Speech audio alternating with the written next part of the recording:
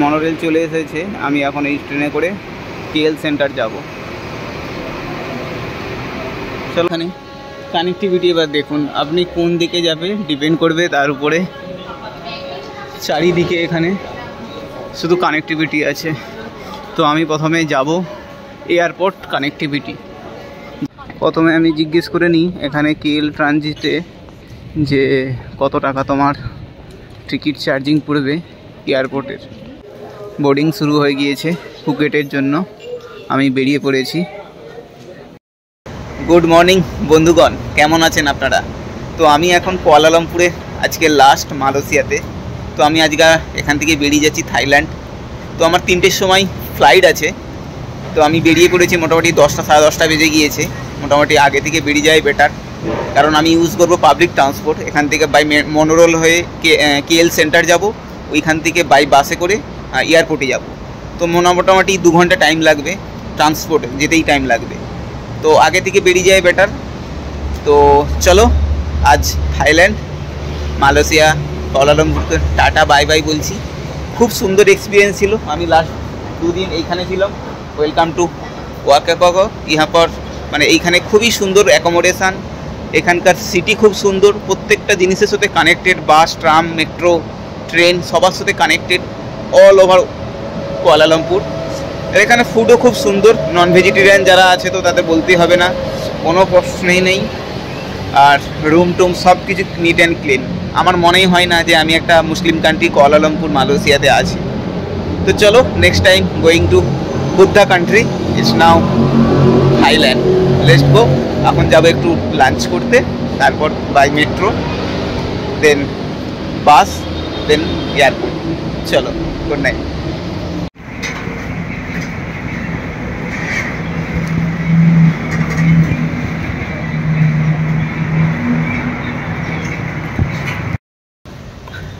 আমি চলে এসেছি চাও সুও লিন মেট্রো স্টেশনে। এইটা মেট্রো স্টেশন, আর এই মেট্রো স্টেশন থেকে আমি ডাইরেক্ট যাব কেএল সেন্টার। তো কেএল সেন্টার থেকে বাই বাসে করে স্ট্রেট এয়ারপোর্ট। তো চলো তাইলে কেএল সেন্টারকে যাই, ওইখান থেকে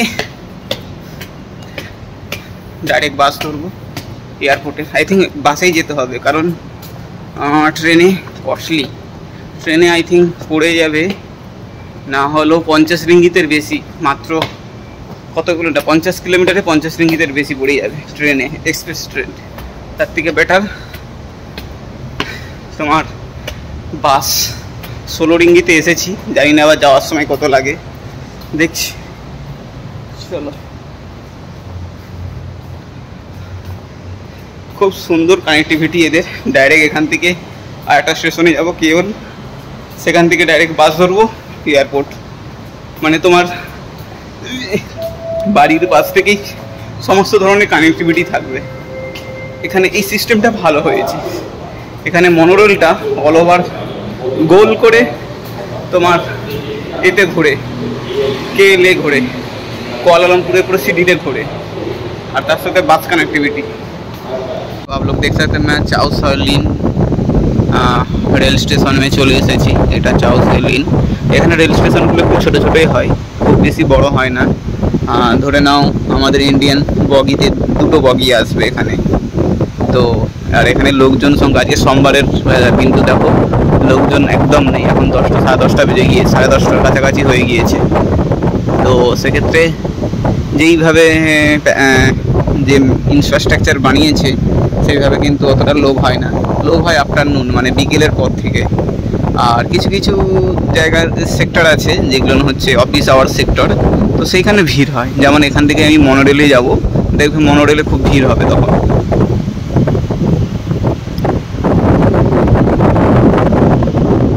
দেখতে পাচ্ছেন আমি এখন মনোরেলে চলে এসেছি। প্ল্যাটফর্ম নাম্বার 2 কেএল সেন্ট্রাল যাবে, আর এখান থেকে আমার বাস আছে এয়ারপোর্ট তক। তো এদের মনোরেল খুবই সুন্দর, মেট্রোর মতন। এটা কনস্ট্রাকশান চলছে এখনও, ঠিক আছে, কনস্ট্রাকশান চলছে, এখনও পর্যন্ত কমপ্লিট হয়নি। তখন এটা মেট্রোর মতন গেট বন্ধ হবে, আবার খুলবে, দেখতে পাচ্ছেন। তো আমার মনোরেল চলে এসেছে, আমি এখন এই ট্রেনে করে কেএল সেন্টার যাব। চলো আগে চলো।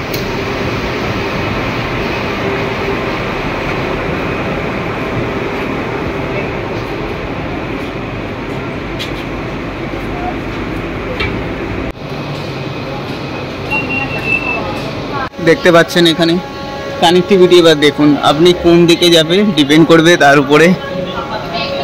চারিদিকে এখানে শুধু কানেক্টিভিটি আছে। তো আমি প্রথমে যাব এয়ারপোর্ট কানেক্টিভিটি, যেখানে এয়ারপোর্ট কানেক্টিভিটি। ট্রেনটা কটা বাজে এখন, ট্রেনের কোথা আগে জিজ্ঞেস করব, দেখছি যদি সামনে থাকে তার। বাসের কোথা জিজ্ঞেস করব।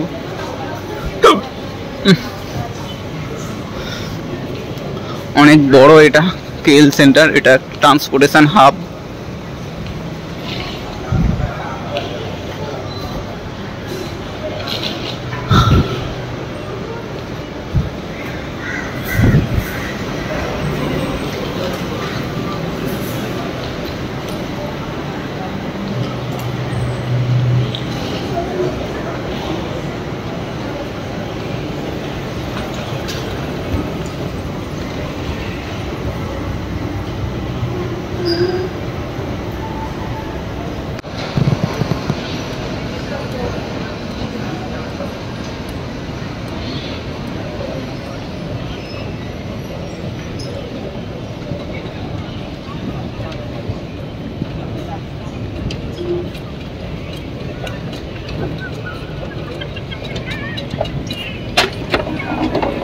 প্রথমে আমি জিজ্ঞেস করে নিই এখানে কেএল ট্রানজিটে যে কত টাকা তোমার টিকিট চার্জিং পড়বে এয়ারপোর্টের।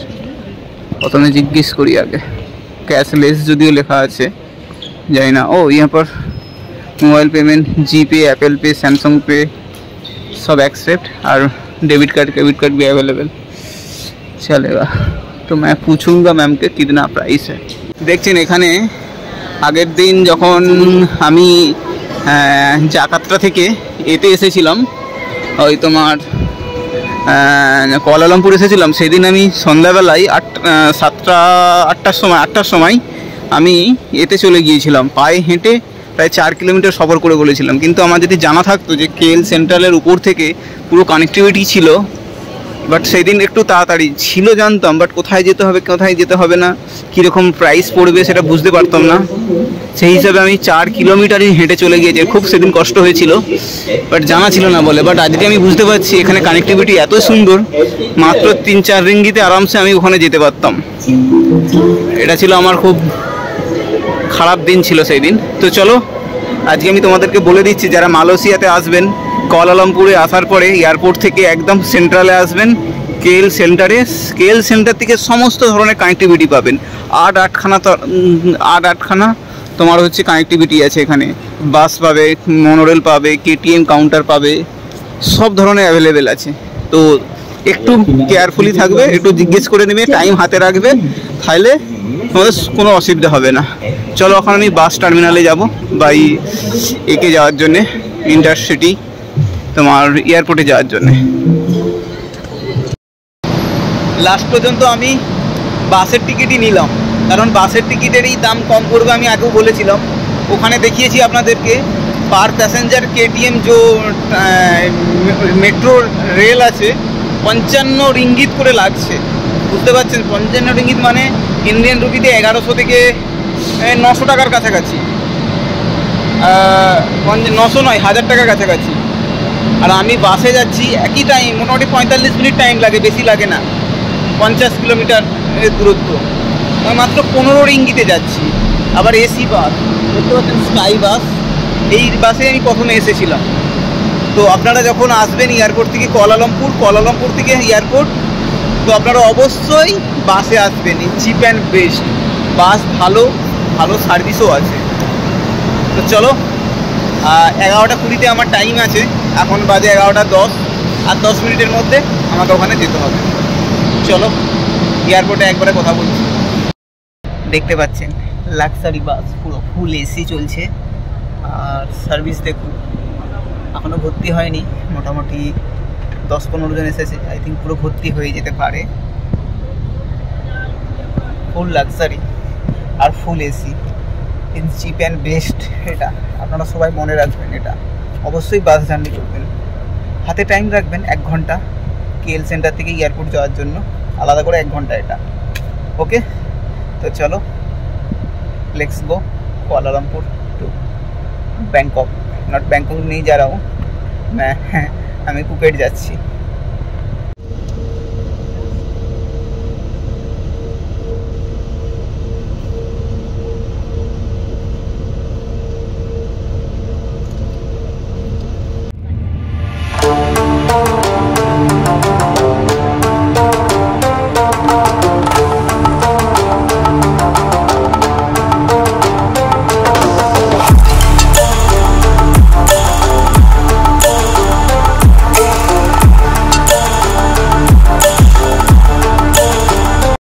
এখন আমি পৌঁছে গিয়েছি, একদম এয়ারপোর্টের ভিতরে ঢুকে গিয়েছি। এরপর আমি যাব এয়ার এশিয়া চেক ইন কাউন্টারে। ওইখান থেকে চেক ইন কাউন্টার থেকে চেকিং করার পরে সব কিছু কমপ্লিট করে নেবো আগে চেক ইন কাউন্টার, তারপরে যেতে হবে আমাকে ব্যাগেজে, তারপরে হবে সিকিউরিটি চেক। ওকে, এগুলো আমি আগে কমপ্লিট করে নিই, তো দেন তোমাদের সাথে কথা বলবো আর ডিটেলসে বলে দেবো কোথায় কী করতে হয়েছে। আর Malaysia international airport, Kuala Lumpur airport, যেটা খুবই বড় এয়ারপোর্ট। এই বাসে আসলাম, দেখতে পাচ্ছি যে বাসটা, বাসে চিপ অ্যান্ড বেস্ট। জাস্ট কত মিনিট লাগলো আমাকে, 40-45 মিনিট লেগেছে।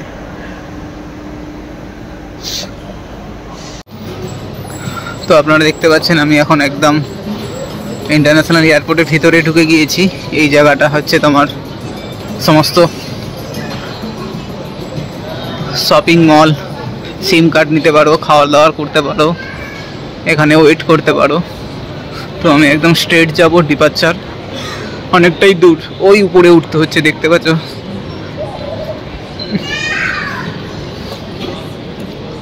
আর এখানে লেখাই আছে তোমার ডিপারচার, ডিপারচার লেভেল 3-তে যেতে হবে। এটা লেভেল 2, দেন ওপর লেভেল 3। চলো। আর এয়ারপোর্টের জিনিসটা এইরকম, দেখো।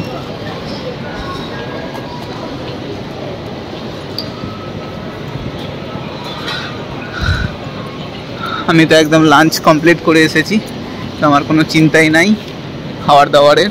শুধু বোতলে জল আছে, সেই জলটা নিয়ে যেতে দেবে না, জলটাকে কিছুটা খেয়ে বাদ বাকিটা ড্রপ করে দিব ওদের ড্রপ বক্সে।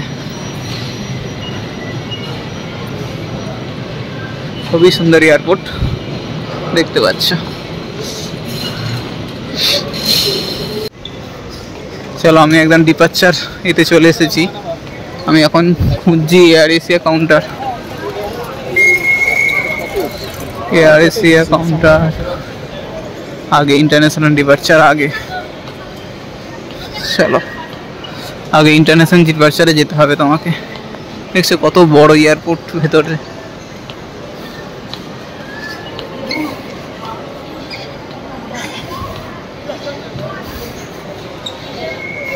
আমি আগে ব্যাগ থেকে বের করে নিই পাসপোর্ট আর টিকিট। আমি চেকিং করে নিয়েছি, বোর্ডিং পাস পেয়ে গিয়েছি। বোর্ডিং পাসে তোমার হচ্ছে গেট নাম্বার L10 দিয়েছে আমাকে, জোন 1 সিট 2A। চলো L10-এ গিয়ে বসি আর সিকিউরিটি চেকিংগুলো করে নিই একবারে কমপ্লিট করে, তারপর আবার কথা বলবো তোমাদের সাথে। চলো, ইমিগ্রেশনে চলে এসেছি। এটা দেখতে পাচ্ছি ইমিগ্রেশন, এটা লাইন। ইয়া,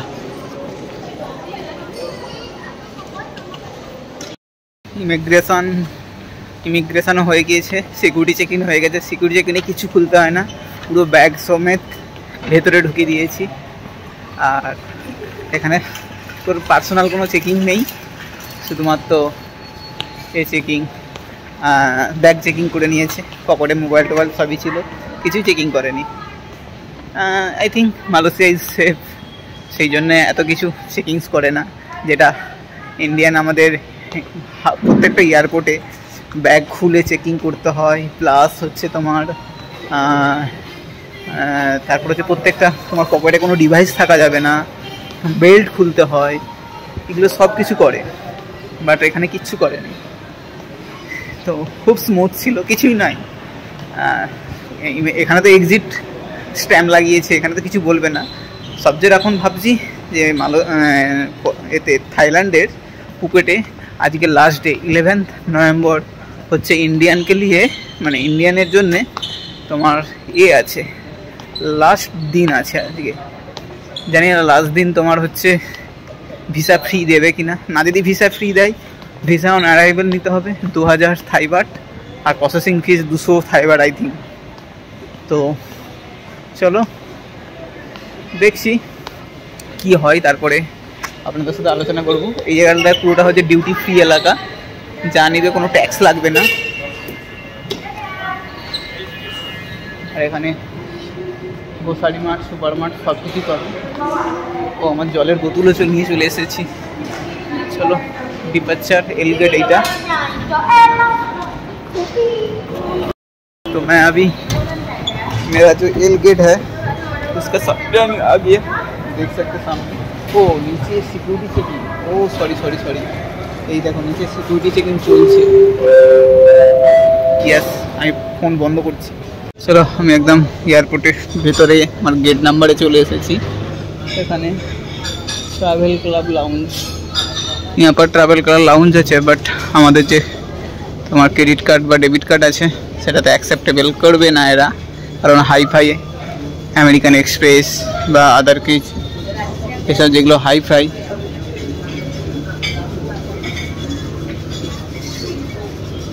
সেইগুলো অ্যাক্সেস করে।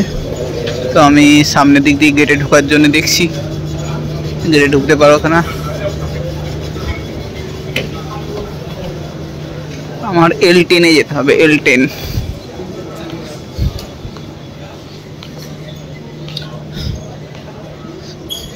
চলো দেখি ওখানে বোর্ডিং এর ফ্লাইটের নাম্বার দিয়েছে কিনা, দেখা যাবে। বোর্ডিং শুরু হয়ে গিয়েছে ফুকেটের জন্য, আমি বেরিয়ে পড়েছি জাস্ট, আর 20 মিনিট থেকে 25 মিনিট বাকি আছে। এখন 2:10, 3:30-এ আমাদের ফ্লাইট মালয়েশিয়া থেকে, কুয়ালালামপুর থেকে তোমার ফুকেট।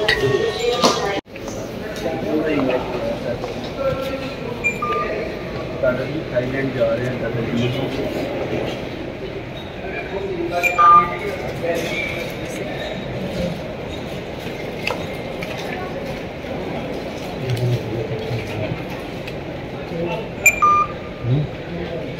Thank you. तो আমাদের বোর্ডিং ভিতরে ঢুকে গিয়েছি, গেট পাস হয়ে গিয়েছে, এখন ঢুকছি, আমি একদম ফ্লাইটে ঢুকছি, দেখতেই পাচ্ছি।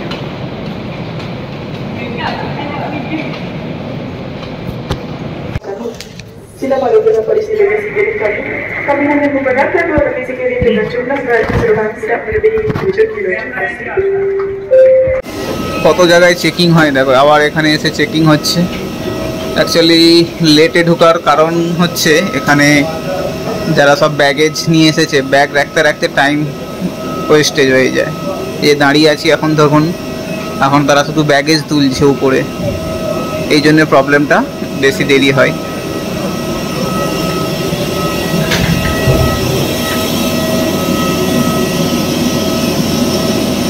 ব্যাগেজ তুলবে, দাঁড়াবে, হ্যাঁ, এই সমস্যা বেশি ম্যাক্সিমাম প্রবলেম করে তোমার হচ্ছে এগুলো, তোমার যে ফরেনারগুলো আছে না, ইউরোপ কান্ট্রি বা হচ্ছে আদার্স কান্ট্রিগুলো, ওরা বেশি নকশা দেখায়, আর চাইনিজরাও বেশি নকশা দেখায়।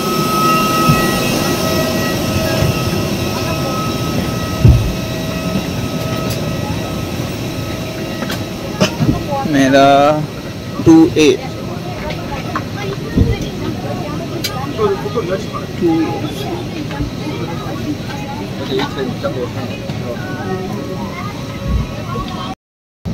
তো দেখতে পাচ্ছেন আমি এখন বসে পড়েছি, আর আমাকে উইন্ডো সিট দিয়েছে। আমি বলেছিলাম, রিকোয়েস্ট করেছিলাম যে ম্যাম আমাকে একটা উইন্ডো সিট দেন, যেটা আমি সিঙ্গেল আছি। তো সেক্ষেত্রে আমি উইন্ডো সিট পেয়েছি, তাও একদম সামনে, একদম মানে গেটের মুখে ঢুকতেই দেখতে পাচ্ছি পেছনে।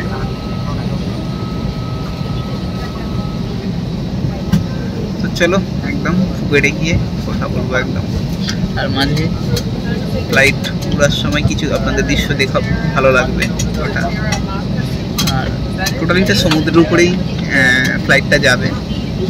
ল্যান্ডিংয়ের সময়, ফুকেটের ল্যান্ডিংয়ের সময় খুব সুন্দর দেখতে লাগবে। একদম ফুকেট এয়ারপোর্টটা একদম তোমার এর সামনে, একদম সমুদ্রের পাশেই একদম ফুকেট এয়ারপোর্ট, মানে ল্যান্ডিং হবে জাস্ট তোমার সমুদ্রের উপর দিক দিয়ে। খুব সুন্দর দেখাবো ওটা তোমাদেরকে, চলো।